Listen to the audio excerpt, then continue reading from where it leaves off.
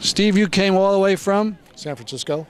Amazing. Why? What's so important about this rally? I think this is an historic rally. I mean, it's the largest labor demonstration in decades, and it's working people are here to protest the attacks that they're facing.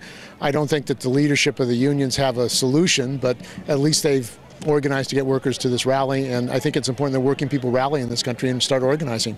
You heard Trump's speech? Part of it, yeah. What'd you think? I think it's a lie. He talks about one nation and unity. There are two nations in this United States. There's one nation and two classes, rather. Mm-hmm. You have two classes, and you have a class struggle in this country. And Obama is supporting the capitalist class. And the position of Trumka and the AFL-CIO is that we got to support Obama. We have to support the Democrats and the capitalist class and get better capitalists in.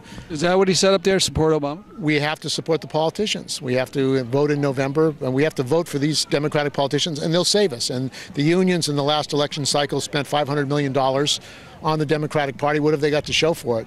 The unions don't... Say that number again? $500 million was spent by the unions in the United States to support Obama and the Democrats. And the Democrats have betrayed them. EFCA, which they supported, fell by the wayside. Obama's supporting more free trade agreements with Korea. Obama is he threw a pittance of $4 billion to privatize education on this race to the top, and he's got $80 billion for Afghanistan. So it shows you where his priorities are and the priorities of the Democrats and Republicans together.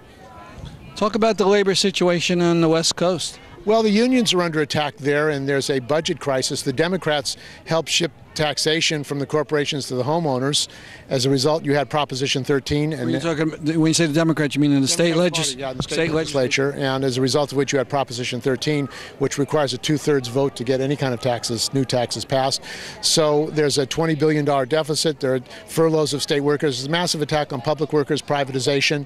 And the union leadership have been incapable of confronting this and politically educating the working people about these attacks.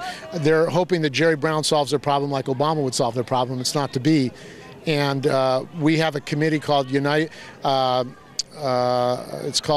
Public Workers for United Public Workers for Action, upwa.info, to unite all public workers, teachers and public workers, and we're supporting the idea of a statewide action. There are 1.5 million public workers in California to shut down the state. The public workers in this country are under massive attack. It's the last strong unionized force in the United States, and the capitalists, including Obama, wanted to destroy public workers. Are there any unions, like the Longshoremen, it was always a more militant union, or are any unions taking the lead on fight back? The ILWU has had some work stoppages from Ami Abu-Jamal. They had a work stoppage against the war in Afghanistan and Iraq. They're also probably going to have a work stoppage to protest the murder of Oscar Grant by the police, stopping killer cops on October 23rd. So they are an activist union, but one of the reasons they're an activist Democratic union is they were a left union that wasn't destroyed during the witch hunts. In the 40s and 50s, most militant unions were wiped out. Communist militants were kicked out of unions. So basically you have pro-corporateers in charge of our unions. And they're unable to fight because they can't challenge ideologically and politically this capitalist offensive. Did you get down to any of the tables? There were contingents, peace contingents, and they had their own separate rallies and speakers and so on. No, I came in late on a bus from the Bronx on the TWU, so I wasn't able to see that. But I mean, I think that it's important that the anti-war movement, I don't know if they've had an anti-war speaker here, but if they didn't, it's a crime, because the money that should be going for health care, for education, is going to war. And I don't really think that the union leadership want to take on Obama on the war in Afghanistan. It's a criminal war. I mean, we're bombing with drones, bombing people all over the world. They wonder, why do they hate us? Why do people hate us? And we're bombing people all over the world. So I think the biggest terrorist is the terrorist in the White House and this administration and the previous administration, who are spending billions on war to terrorize the world. Were you able to get into conversations with TWU folks? Yes, I talked to them, and they're under attack. There have been layoffs. The union has passed a resolution to support members who have laid off to get their health care, but there's a political onslaught, and there's an internal crisis in the unions as well. I mean, the unions are fighting internally, SEIU with other unions. I interviewed some Unite HER workers from Pittsburgh, and they're under attack by SEIU. So there's an internal crisis, and the political problem is that the unions do not have a political strategy. They also do not have a media strategy.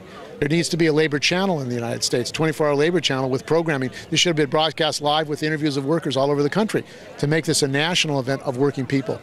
Last question, you're working on the labor channel, or Yes, I'm with a group that was called UpNet, Union Producers and Programmers Network. We fought for a labor channel at the AFL-CIO, and we're still pushing on that.